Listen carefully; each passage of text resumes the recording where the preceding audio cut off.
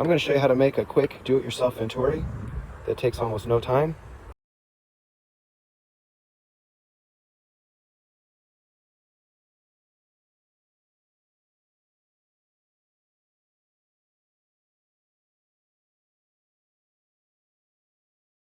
Hey guys, welcome back to the channel.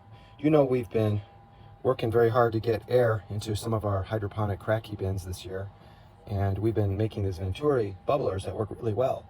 But it's just possible you don't have all that setup. You don't have the 3D printer and the whole setup here to do that, and you don't want to go to all the trouble to make these. Well, I've got a good solution for you today. We're going to make a 50-cent homemade do-it-yourself Venturi bubbler. Oh my gosh, you guys, I'm so excited. I found such an easy way to make a Venturi. You know, I love my Venturi valves, and my goal is to get micro bubbles. But sometimes I make those throats too narrow and then they crack. So I've lost several. Here's another one that cracked. I tried to super glue them back together, but here, kind of like this. Let me show you what they look like. So here's one of those pumps, and there's no way to get this on there as a Venturi valve. I've tried it both ways. I use this tubing as a connector. I just cut a little piece off and I stuck this in both ways. I tried it both ways. One way I tried it worked, but the water came straight out the top. When I reversed it, guess what? It had the Venturi effect. The narrowing was in the right spot for the air intake. So this is what I ended up coming up with. See, that tubing is kind of an adapter, and inside of that tubing is a smaller tubing that holds everything real tight. Look how that is. So you've got, here, let me show you real quick. Let me pause it. Okay, so basically there's a piece of tubing inside of a piece of tubing. Now that piece of tubing fit over the pump right here, and the inner tubing, once you get that on, kind of sticks out a little bit. Okay, now I got it actually on the right nozzle there. So you can kind of see the dual nature of this.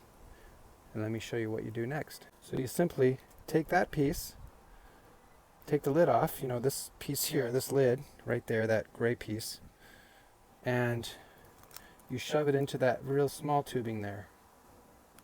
Okay, and the outer tubing holds everything together. So it's just kind of a 1-2 punch. Let me show you what happens when I turn it on.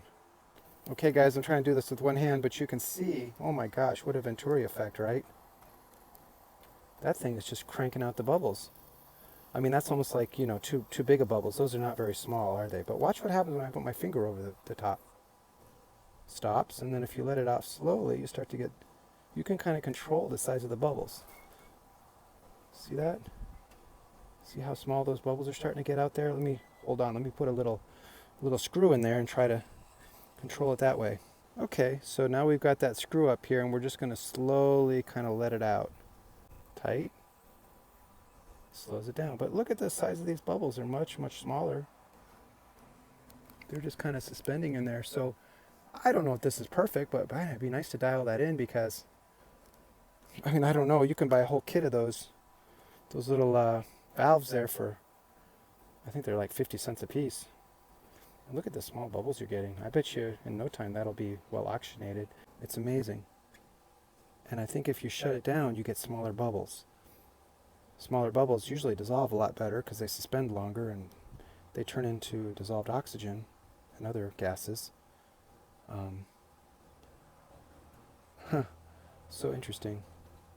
These are made out of PLA, which is somewhat brittle and not very strong. I bet you this is a much different plastic. If I were going to keep making these, I would probably make something like the Beast, you know, version 5, or maybe version 1 through 3. Those are kind of thick in the middle to prevent that cracking.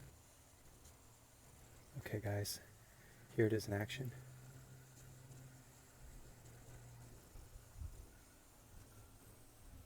Hey guys, over the last years I've made several Venturi valves, homemade. Most of them don't work. But when I find something I get excited, and I just want to show you how it works. You know, you can 3D print them of course, but that's a lot more complicated unless you have a printer. You can use garden adapters and try to make those work. What you want to do is find something that has a taper in it so that you'll get the Bernoulli effect.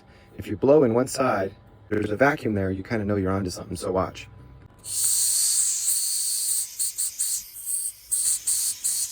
See, I can see my finger getting sucked in, you know, right here when I blow on this tube. the air goes through, and there's a vacuum, and it pulls. Now, if you feel the air coming out hitting your finger, it's going the wrong way. It's not going to work, or you need to switch it around the other way. But if you feel a vacuum, you might be onto something. So I've tried that with several of these little valves. I haven't had a whole lot of luck yet. I haven't spent too much time, but these ones here have really hit the jackpot. So listen, you'll hear a vacuum.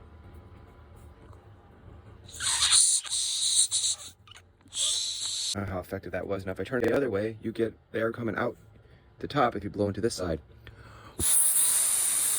You can clearly just put your finger up here and feel it. So that's not going to work. You need to do it this way, and then you feel the vacuum effect on the top there.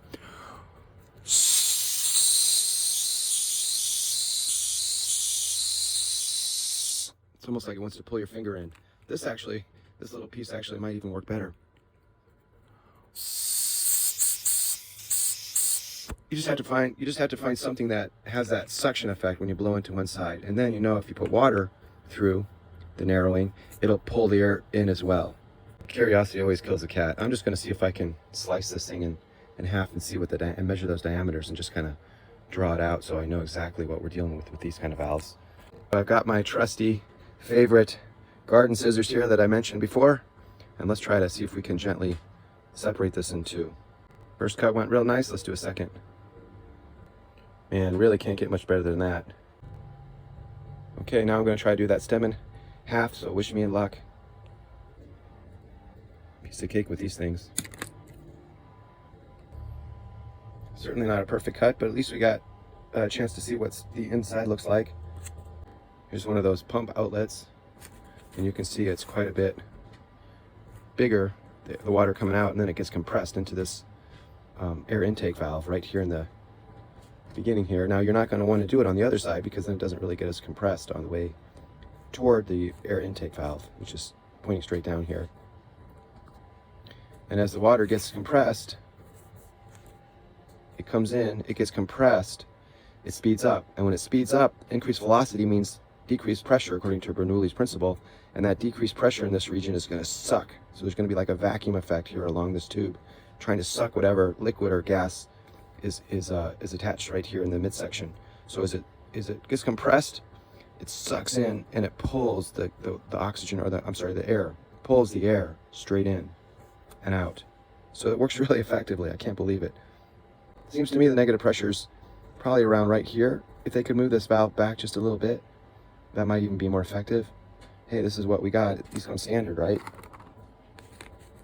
So, I'm not going to be able to change the design, but you wonder if you could make improvements on this and get smaller bubbles yet. I would move this probably just a little bit more toward the most narrow part of this. But I love this. This is a good design. This works really well. What I didn't mention was that these O-rings are going to pop right out. They're on the outtake side of this pump, this Venturi valve. Also, if you look at the chamber inside, it's almost rectangular, which is kind of interesting. And you see that this one, there was a manufacturing type residue or defect with that plastic right there in the hole, making it even smaller. Certainly we could, you see how that one's wide open?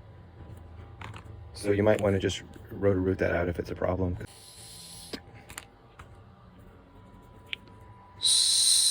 Yeah, there's a lot more air passing through this one. So if you do notice that you have a little manufacturing defect with some plastic in there that didn't really get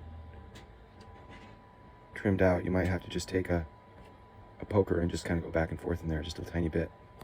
So just find something you can just kind of root it out just a bit. And remember, the smaller that hole, that's why it's so important to have a good filter on your pump. We talked about that in the last episode. It doesn't get into your pump and then into this Venturi valve and block it up. That'd be called deadhead if I remember right, and that can kill your pump.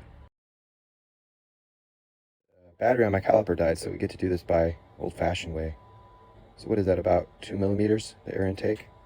Okay guys, this is what I've measured out so far. About 2 millimeters for the air intake, 2 millimeters for the water intake, and 6 millimeters for the water outlet. Let me add a few more measurements here. The whole thing's about 37.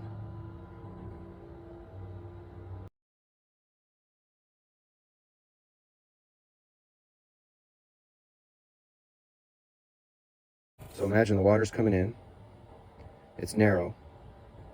It gets constricted here, and then it starts to open up, but the negative pressure and the velocity is very fast right here as it's coming out, and that kind of pulls the air in, because increased velocity means decreased pressure, so there's a suction effect right here in this little circle here. And I've seen some Venturi valves where they have this air intake tube come down a little bit into the chamber, maybe about a third or halfway, and then kind of connect back here to the beginning, so that when that air-water mixture in this little chamber section gets mixed, the bubbles get even broken up more, I believe, because of that little extension coming down. It is interesting, there is a little extension here, as you see, that 1 millimeter extension of this air tubing plastic down. Right, guys, this is what you get if you don't have your own tubing. I had some other tubing laying around. I mean, you can get this in the hardware store too. The only thing is, you know, you never know what size you're going to need, so I've just migrated over to this box of assortment tubing, because that way I've got, what, 7 different sizes. You buy a couple of these boxes, and if you're just using a tiny little piece, you know, to make your adapters, you've got all sorts of choices to choose from wide, medium, very thin. I hope this will last me for quite a long time and serve the use of many different projects. So that's what I'd recommend. Get something that has a wide range of diameters, inner and outer diameters. I'll put a link below in the description to Amazon if you're interested. You fit test it. I'm going to put the measurements for you, the ones I use, but you don't want it to be loose, otherwise the pressure of the pump will push it right off that inner tube just to go to the end of the Venturi valve. You don't want it to stick out like that, otherwise you can't get it over, the pump will bump into it when you put that outer tube over it. One-hand operation here, let's try it. There we go. Not bad. I slid that outer tubing over it, and I've got that. And the outer tubing kind of goes over the Venturi valve. Right here, they got this lip to hold on to. I hope that's enough.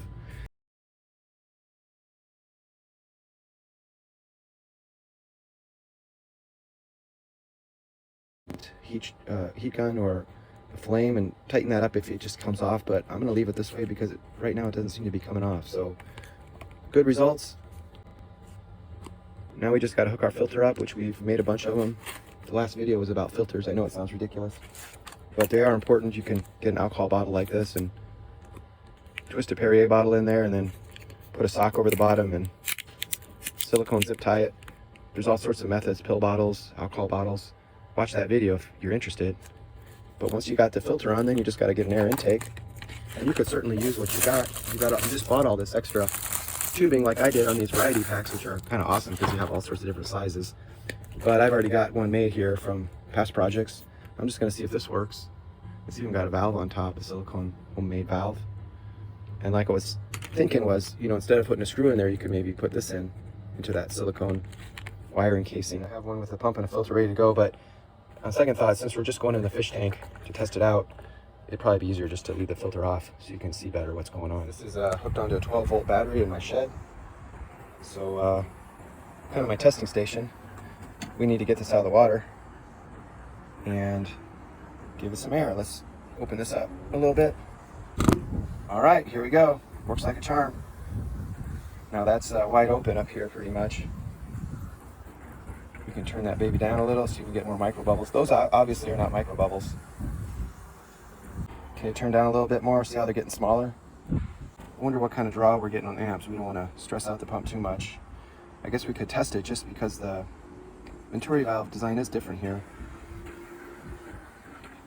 If you leave it wide open, that's what you can probably expect off 12 volts. Solar panel might not be quite as strong depending on if it's a cloudy day, but wow. Okay guys, let's see if we can measure how many amps this thing takes when it is in use. Remember, it's rated for 12 volts, of course, 4.8 watts. So all you do is 4.8 watts divided by 12 volts will tell you how many amps it's at. So